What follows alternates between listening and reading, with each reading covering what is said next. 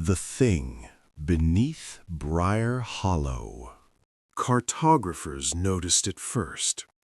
Old county maps showed Briar Hollow clearly. Roads, buildings, elevation lines carefully inked in. Newer maps did not. Satellite images blurred the valley inexplicably, as if the land itself resisted being seen. GPS systems glitched near the area. Coordinates drifted. Digital compasses spun uselessly. The town wasn't erased. It was being unremembered.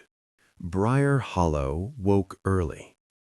Not because people were productive, but because sleep had become dangerous. Mornings were quiet affairs. Curtains stayed closed longer than necessary. People spoke softly, even in their own kitchens. Children learned to recognize the sound of floorboards settling versus floorboards responding.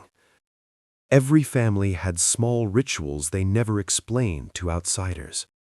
A glass of water left by the door, a radio playing static overnight, salt lines that were swept away each morning and redrawn each night. No one admitted why. The town didn't believe in superstition. It believed in habit. The tunnels beneath Briar Hollow predated the mine. Long before the first settlers arrived, the ground had already been hollowed, not by tools, but by slow, deliberate pressure, like something pressing upward for centuries. Miners discovered this accidentally in 1891, when a tunnel collapsed inward instead of outward. What they found wasn't an empty chamber, it was a space that felt used. The walls were smooth in places, polished by friction. The air was warm and damp, pulsing faintly. Lantern flames bent toward the darkness as if drawn by a current. Then something moved. Not fast, not aggressive, just curious. The creature did not attack immediately. It waited. It listened. It learned the sounds miners made when they were afraid versus when they were angry.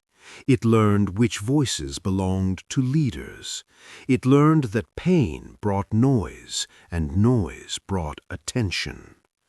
The first man it took was not eaten quickly. The thing beneath Briar Hollow had no understanding of efficiency. It pulled. It tasted. It learned that struggle meant life. The other miners fled. The town elders sealed the tunnel, and for 3 nights the earth screamed. The creature did not die. It grew weaker, but not quiet. The screams faded into whispers. The whispers became patterns, and eventually someone realized the truth. When food was given, the noise stopped. The elders debated for less than an hour.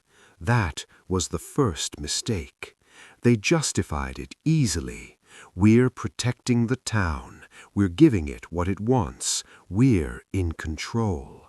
They built a system, and systems always outlive the people who create them. For years, the thing beneath Briar Hollow had no fixed form. It flowed. It pressed itself into cracks and crevices. It wrapped around bones. It learned the difference between fur and skin, between muscle and memory. Eventually, it discovered structure. Spines made movement easier. Joints allowed leverage. Faces changed everything. When it wore its first human face, it didn't understand why the elders screamed. It only knew it had done something right. Edith Hale was born in 1919. She began dreaming of tunnels before she could walk. Her mother said she used to stare at the floor and hum, low and rhythmic, matching the vibrations beneath the house. doctors said it was nothing. Edith knew better. The thing beneath Briar Hollow spoke to her in dreams, not with words, but with needs. Hunger, cold, loneliness. It didn't threaten, it confided. Edith grew up knowing she would outlive everyone else. The creature told her so. The town changed after the war. People returned with new morals, new laws, new guilt. The idea of feeding the thing became unbearable. They sealed tunnels, destroyed records, burned ledgers.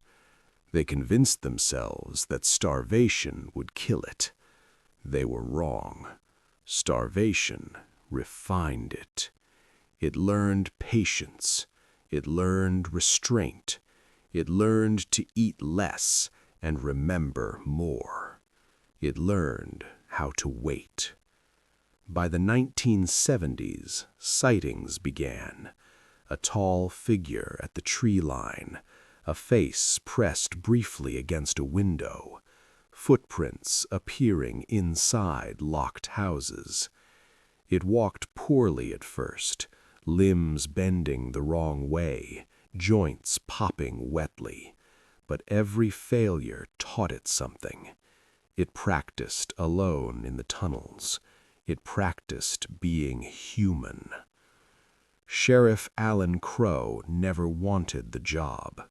His father killed himself in the basement when Alan was 17, hung from a beam that was later found to be cracked from below.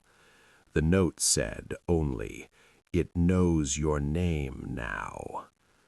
Alan patrolled the town out of obligation, not hope. He avoided the forest because he had already seen what lived there.